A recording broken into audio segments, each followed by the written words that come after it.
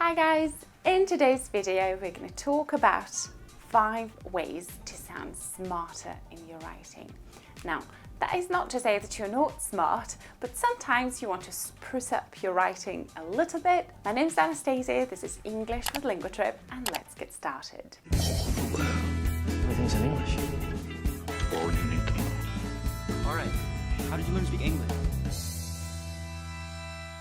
And before we jump straight to the tricks, let's talk about when to use formal language. In general, it depends on 3 things. First, who you're writing to. Second, why you're writing. And third, where you're writing. What means, what platform you're using. First of all, who you're writing to. If you're contacting someone you know well, like a family member or a close colleague, it's safe to use informal language. However, you should use a formal tone when communicating with a stranger or somebody higher up, like your boss or your professor. For example, job applications should always use formal language to generate a strong first impression. Second one, let's talk about why. If you want to connect with people on an emotional level, a conversational tone may help. For more serious topics, like any form of academic writing, keep it formal. If you want to come across as competent yet friendly, you may go for a standard tone, more or less neutral, somewhere between formal and casual. Just remember, it's always safer to be more formal than informal. Now let's talk about the platforms. The platform you're using may also dictate your writing style. If you're unsure, check if the company or publication you're writing for has a style guide. The best ones will outline how their brand tone sounds on different platforms. Find more advanced topics in our most popular course from intermediate to advanced. You can now complete it in a challenge mode if you're ready to leave your comfort zone and say goodbye to the language barrier forever.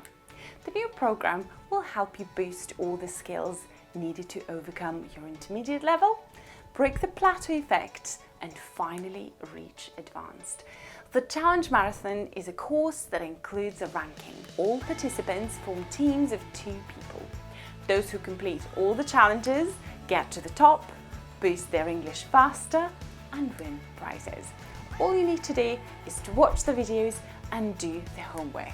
Provide creative pair homework on time and actively develop your English language skills. After the marathon, you will not only enrich your vocabulary, hone your grammar and overcome your language barrier, but also get one of our prizes. The course runs for a month without any breaks or delays. Get your spot now by clicking the link below. There will also be a special promo code. I highly recommend the Pro package so that you could participate in a lottery. Again, the link is below. Go check it out. Now let's jump straight to the tricks. First, try to avoid colloquial and informal words. I see a surprisingly high number of formal academic and business works that include words that are better left for a water cooler chat or for a spirited discussion of the merits of Michael Bay films. Some words to avoid are totally. You can use completely instead. Completely. Basically, just avoid it. Mostly for the reason that they're very often overused. Basically. Also, try to avoid the word cool. This word can mean just about anything. Try to choose a more precise word. Cool. And also in general, try to avoid all slang words such as rand or YOLO or heaps. If in doubt, see if you could imagine your professor or your boss using the word. If not, avoid it. The second tip is eliminate fluff words. Qualifying words such as very, little and rather, they add nothing to meaning and suck the life out of your sentences. For example, it's very important to basically avoid fluff words because they're rather empty and sometimes a little distracting. You feel that? Mark Twain suggested that you should insert damn every time you're inclined to write very. Your editor will delete it and the writing will be just as it should be. Number 3, embrace complex but clear sentences. So let's have a look what kind of sentences we may have. We have simple sentences, which is just what we call a clause, subject, verb, and some additional words. For example, Penny has a dog, Remy has a cat. 2 simple sentences. Then we can have a compound sentence which has 2 or more independent clauses. For example, Penny has a dog and Remy has a cat.